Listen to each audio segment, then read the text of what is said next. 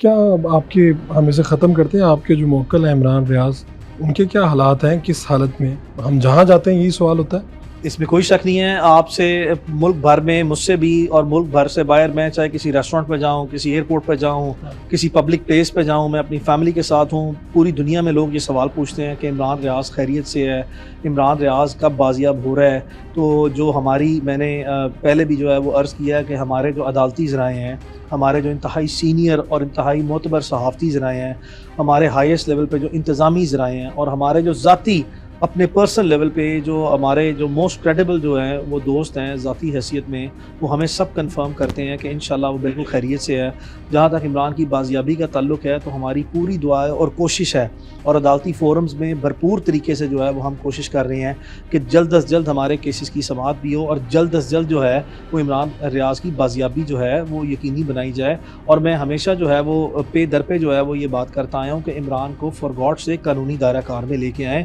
اگر عمران نے کوئی بھی جرم کیا ہے اور آپ سمجھتے ہیں کہ عمران نے آئین پاکستان میں یا آئین پاکستان اور کسی قانون کی کبھی کوئی خلاف ورزی کی ہے، تو آپ، میں پرسنلی ریکویسٹ کرتا ہوں کہ ایک نہیں درجن کیس بنا دیں، لیکن قانونی دائرے میں لے کے آئیں۔ آپ نے پرانے دور میں بھی ریاست نے یہ محسوس کیا، ریاستی اداروں نے، بہت سی مختلف گورنمنٹس نے یہ محسوس کیا کہ اس نے لاء کی وائلیشن کی ہے، تو آپ نے درجنوں کیس بنائے ہیں اس پہ۔ تقریباً 2 درجن کیسز جو ہیں ملک کے 3 صوبوں میں عمران ریاض کے خلاف درج تھے، اور عمران ریاض نے اس کو بڑے عزت سے وہ فیس کیا، اور اس میں تمام عدالتوں نے اپنے اپنے وزڈم کے مطابق اپنے فیصلے دیے ہیں۔ تو کوئی بھی شخص جو ہے اس کو beyond the constitutional limits, beyond the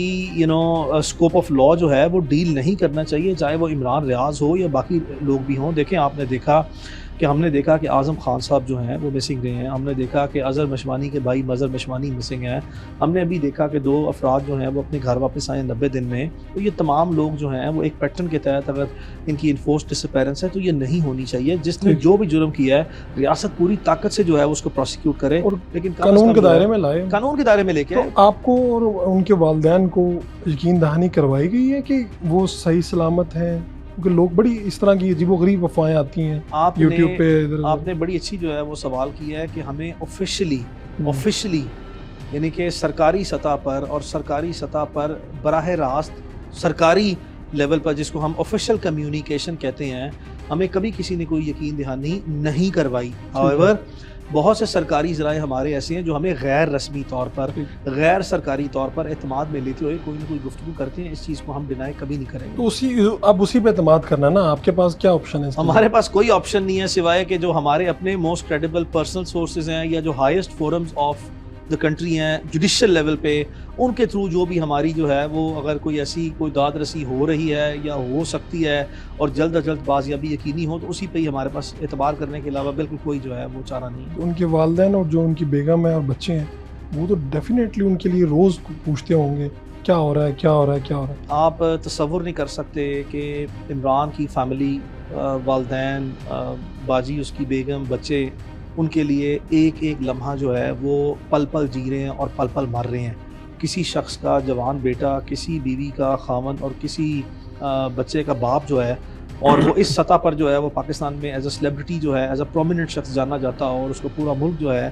وہ جانتا ہو، اور وہ اس طریقے سے جو ہے وہ کڈنیپ ہو جائے، اور اس کی بے یقینی، بے چینی، انسرٹینٹی جو ہے کہ ہمارا باپ یا ہمارا خاوند یا بیٹا زندہ ہے یا نہیں زندہ، زندہ ہے یا نہیں زندہ، خیریت سے ہے یا نہیں خیریت سے ہے، کب آئے گا،